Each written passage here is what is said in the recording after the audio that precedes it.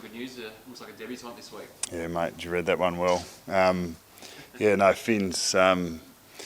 McRae plays first game, and through our VFL practice matches and training over the last month, he's been really consistent. Was leaning in against Paddy Dangerfield in the midfield last week, which is a good heads up for him because there's some strong bodies that he's going to have to contend with. But he's a natural ball winner, can play through the midfield and forward for us. So it's a great reward for good form. Is that a like for like for Tay going out? Yeah, well, yes, but I think we would have. He was starting to push through. He was asking questions to find an opportunity for him with his form. So yeah, he's well earned. What do you say about that experience of going head-to-head with Paddy Dangerfield? Yeah, well, we're obviously there's a bit of commentary about our list dynamic, etc. But our VFL squad with a grand total of 30 AFL games experience had 800 against them. So that was a great learning for all of our young players there that have either been lightly or haven't yet to been exposed to AFL level. So when you've got established and experienced AFL players that you're playing up against, the feedback is that they just relish the experience first and foremost, and the opportunity to test themselves. And Finn was one that really stood up, and continued his good form in the process. Is there anyone else that's close? Yeah, look, we've got some. Reef McGuinness has had a couple back, and he's sort of playing some good footy. Caleb Poulter, initially off half-back, but now up on the wing, and he's starting to get there and showing us his strengths. Darcy Cameron's been as consistent as any back there, and in the end, so we pulled Levi into that sub role last week, and he'd been exceptional for 3 weeks. So we were trying to reward good form, and clearly our lack of or our patchy form up top is providing opportunity for guys that are putting consistent form in underneath. When you look for in terms of those young players coming in, just to, I guess, invigorate and get sort of refresh things a little bit? We've seen that happen, I guess, in other clubs in the last couple of weeks.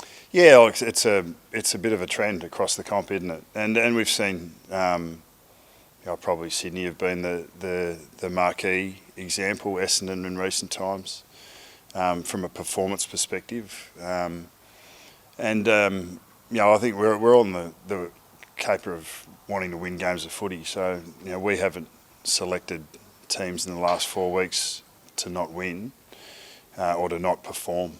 So I think when young guys play the kids is a common refrain at the moment.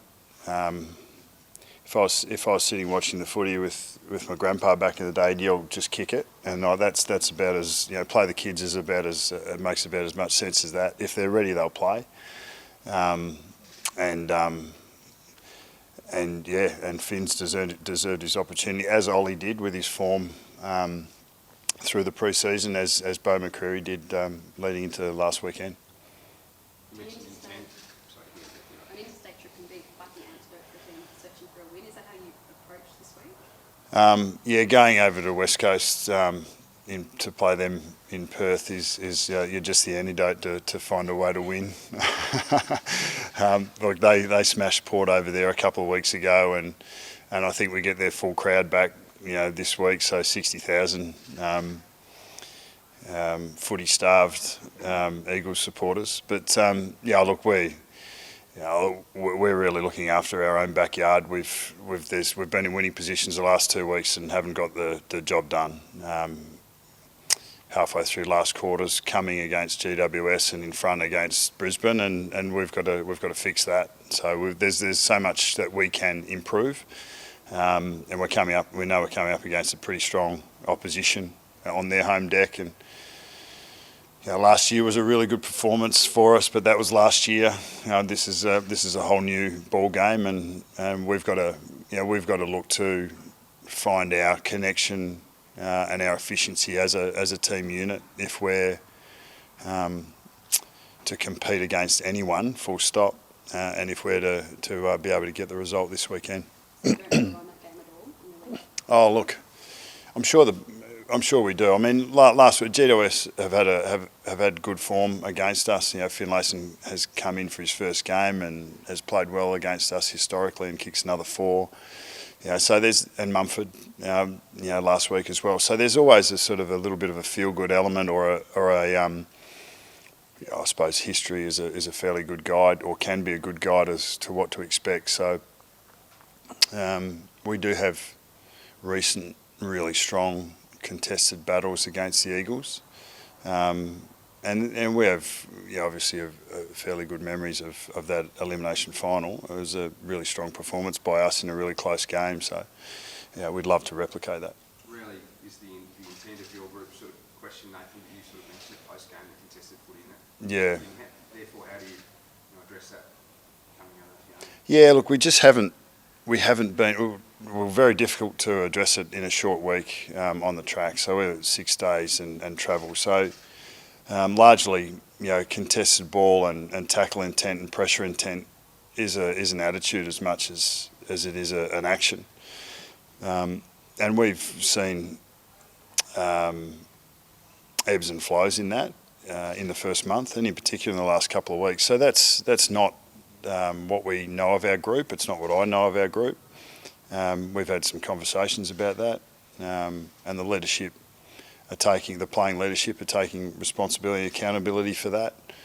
You know, if you don't get a response, there's a real question about if you don't get a response. But I believe in our group still, and I believe in our capacity to come back towards each other, find a feeling together, and then to do what has to be done to compete. Obviously, and Scott Pendlebury mentioned it yesterday, you can't win contested footy for the players. Yeah. Inevitably, with a few losses, because of who you are and your situation, there's focus on you as well. How do you know if you're, as a group, coaching well, or personally coaching well and getting that response from the players?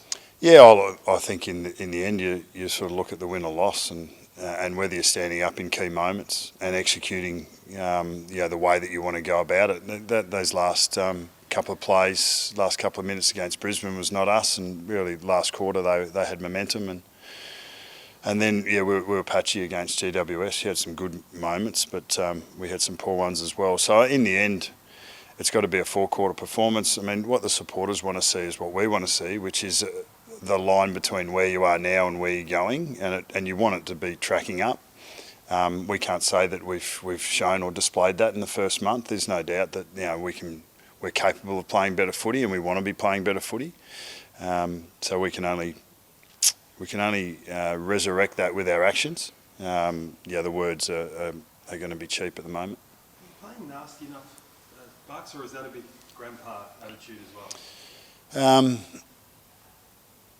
Look, I think that has changed a little. I would say, have we got that winning intent, that edge that everyone talks about? I mean, I would suggest that no, we haven't displayed that as often as we would like to. I don't think we've ever been an overtly, outside of the rules, physically aggressive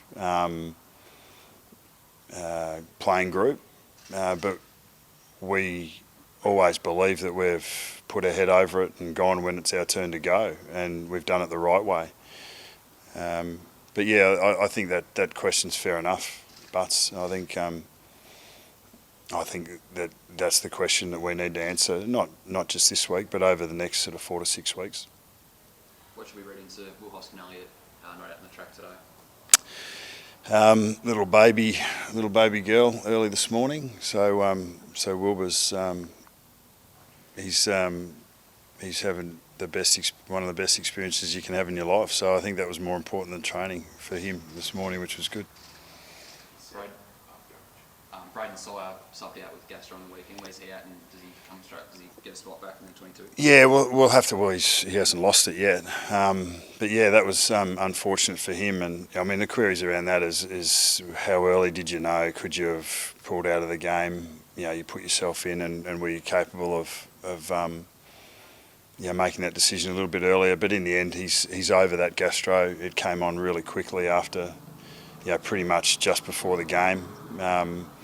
and something that he tried to work through but was unable to. So we'll have to find out whether we can get the dispensation with the medical sub to actually make him available first and foremost, and then we'll assess his capacity to back up physically first and foremost, and then whether he's a fit for the team we want to take on Friday night. Would you like your time again with the decision pre-game on whether he plays in the No, we didn't know about it until after the game started. So he didn't mention it to anyone? No. So it was just something that he was prepared to work through and was unable to. That's why the medical sub's there, thankfully. Is Darcy more forward a live option in the next week or two? Look, potentially. We're just not getting enough contest in front of the ball at the moment, and we've spoken about that. I've said don't put it on the front six. It's a little bit about ball movement as well. So we've got to make sure that that's a little more consistent for the front six, but they can look after the contest a little bit better. Bo McCreary comes in and lays 7 forward 50 tackles out of 8 total tackles, and shows a real willingness to pressure and to win the ball. So that capacity is there. Darcy's he's an elite All-Australian key defender. So we understand the commentary about his aerial possibilities forward, but that's still a maybe.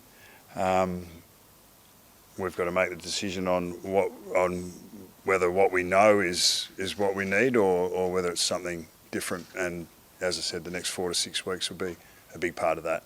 You spoke about after the game that there's now enough evidence, you said, for things maybe needed to change up. Yep. Does game plan or method come into that conversation as it's Game plan and method changes constantly. I mean, the rules of the game going into season 21 have asked for slightly different shifts in the way that teams are moving the ball out of their back half. West Coast, for instance, they've always been quite a safe side in their back 50 or back third, and they kick mark a lot, and that's they're still doing that, but it actually is what the game is asking. We're seeing that as a bit of a trend across the competition. So yes, we are trying to adapt consistently to what the game is showing us and bringing our strengths to the fore. As I said, we've just been patchy. We haven't been in winning positions and not being able to win. Might talk to that edge that you're talking about, but we can only answer that by what we put forward, and clearly we will be judged on that.